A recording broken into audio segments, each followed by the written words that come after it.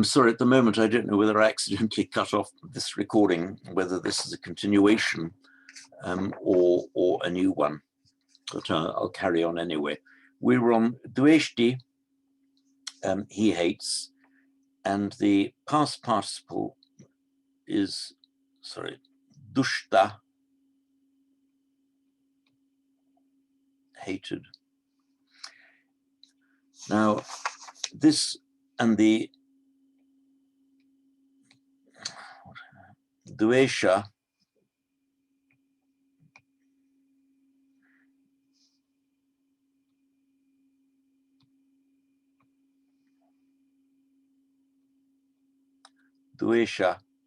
hostility or hatred. Now this dvesha becomes dosa in Pali. The w drops out, but the influence of the labial w changes the vowel from an e to an o, so dosa. So, ati dosoti, is there such a thing as doso? The actual words he said would be ati doso, is there such a thing as doso? Evam bhante. Now, the next sentence, Bhyapadotiko aham, is exactly the same as the previous one, say that we were just dealing with two different words. He's saying Bhyapadoti. So I give the meaning Bhyapado, or rather, I explain the meaning of dosa by saying Bhyapadoti. Bhyapada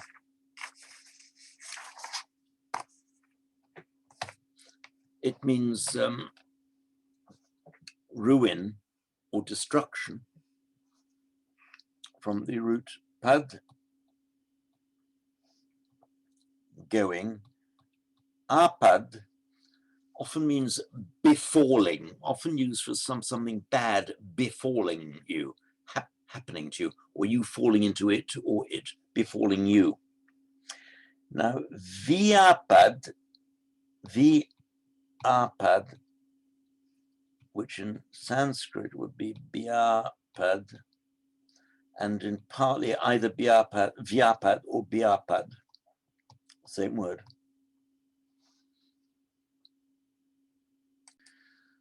Thus means ruin or destruction, but it also means the desire to cause ruin or destruction to others, which we could then translate as evil intent or malevolence.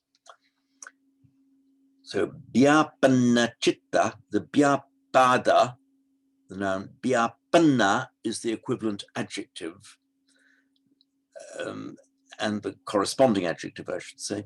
So if you're Bhyapanna chitta, you are corrupt-minded, you've got a corrupt mind, but it's often used in the specialized sense, not just a corrupt mind, but an evilly disposed mind or a malevolent mind. Evam bhante, yes, Venerable Sir. And again, tam kim manyata salaha ati mohoti. So here he's just dealing with the evil trio, the lobha, dosa, and moha. So moha is means delusion. The original meaning is just bewilderment, not knowing what's what, and but by it's called extension, particularly in Buddhism, it's this delusion, as in the delusion that the unenlightened generally suffer from. And again, in this next sentence now, avijjatiko aham salaha etamattam vedami. The same structure as the previous sentences. So he's saying this moha, I'm defining it as, or I'm giving it the meaning of avidya. Now, avidya is a word, of course, we know well.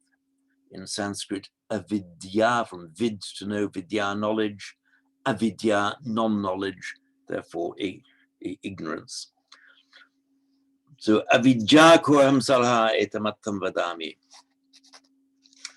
And again, the various things, various evil deeds that the deluded person does are described here in exactly the same way as the previous sentences.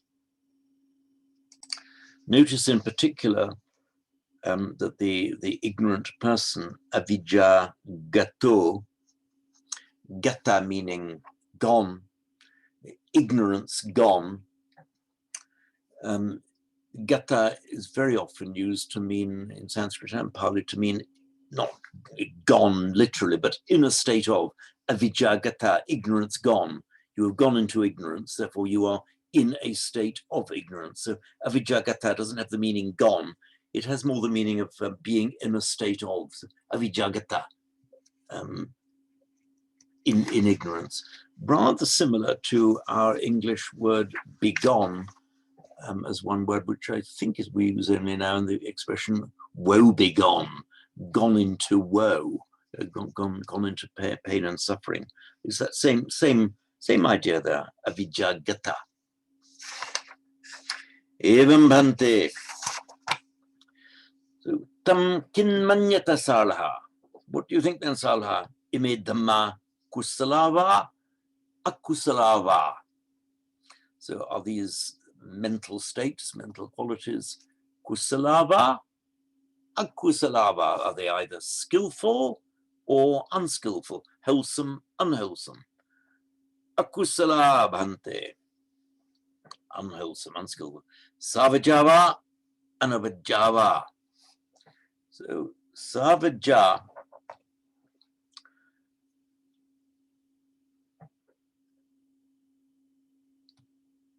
let me just see. So the root vad, to say.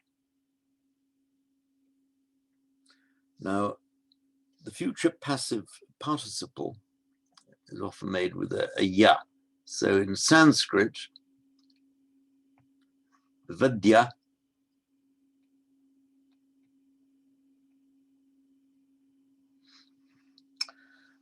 not often used on its own, it just means sayable. And avadya,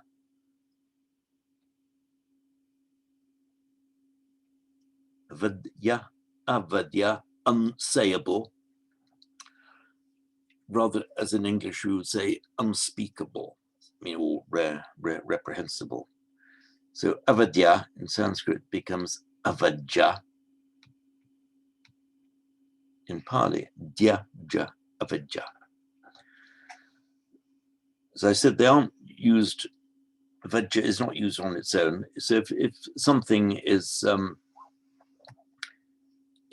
reprehensible, the avadya, by the way, also can act as a noun.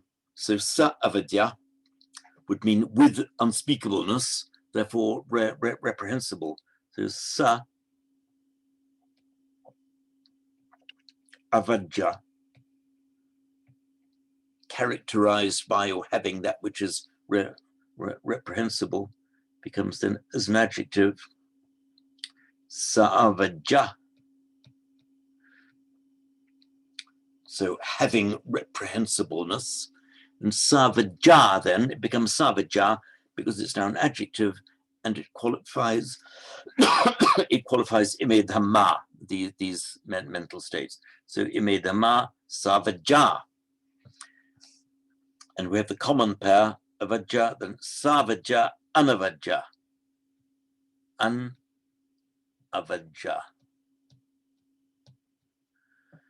Anavajja therefore means blameless. Savajja, with blame, blameworthy.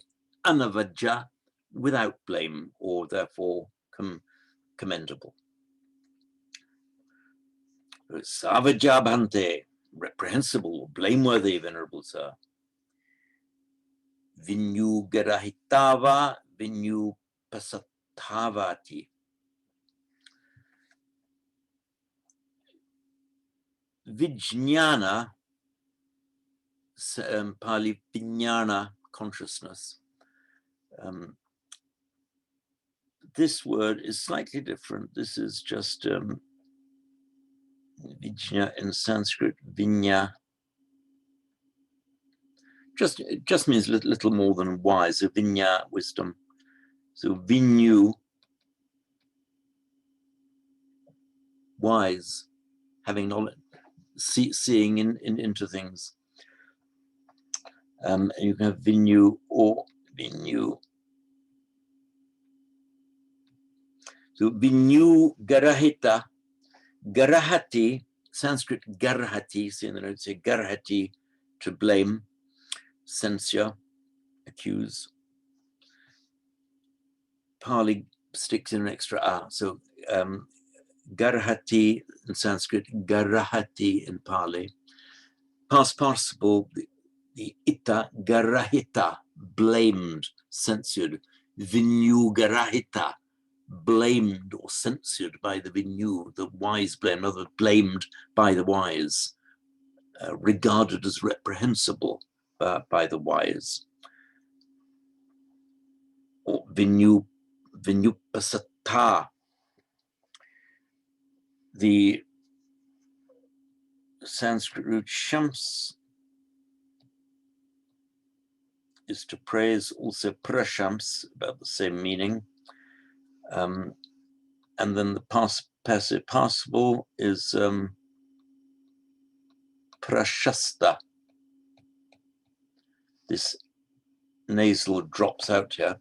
And the prashasta in Pali becomes pasatta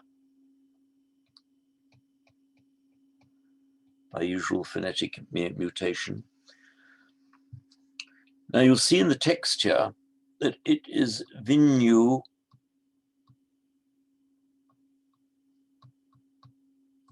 pasatta.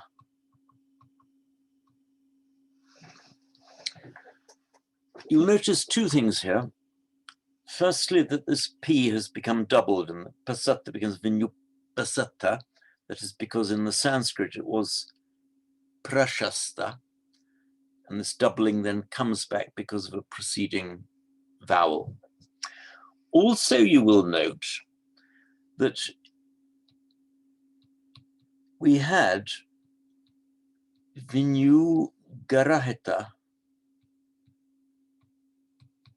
blamed by the wise. The word wants to be vinyu, but here it's shortened to a vinyu because it's before what has now become a double consonant. So Pali does not like, it hardly ever has, very occasionally, hardly ever has a long vowel before a doubled consonant. Sanskrit can. Vinyu prashasta. In Pali, it doesn't want to say vinyu pasatta, that shortens it to vinyu pasatta, which is normal phonetics of Pali.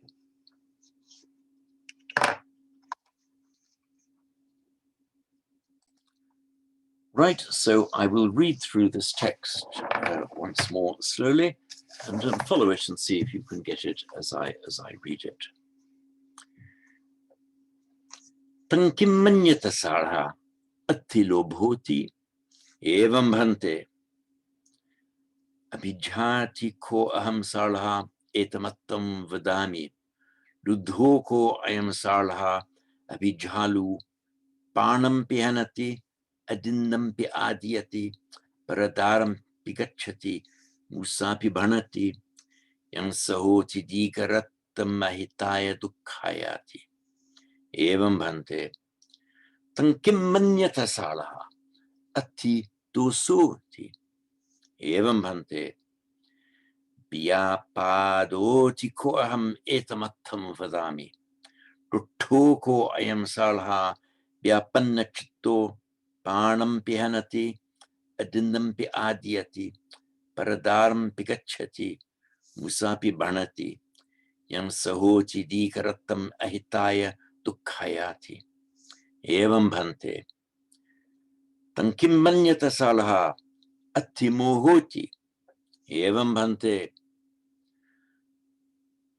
avijjati ko aham salha etamattam vadami मूढ़ो को अयम साढ़ा अविज्ञागतो आनम पिहनति अदिन्नम प्यादियति परदारम पिगच्छति मुसापि भणति यं सहोति दीकरत्तम अहिताय दुःखायाति एवं भन्ते तंकिन मन्यथ साढ़ा इमे धम्मा कुशलावा अकुशलावाति akusala bhante. Savajjava anavajjavati. savajjabhante. Vinyugarahitava vinyupasatbhavati. Vinyugarahitavante. Right, this is all now on Gair and Karunatillake, lesson 3, reading 2.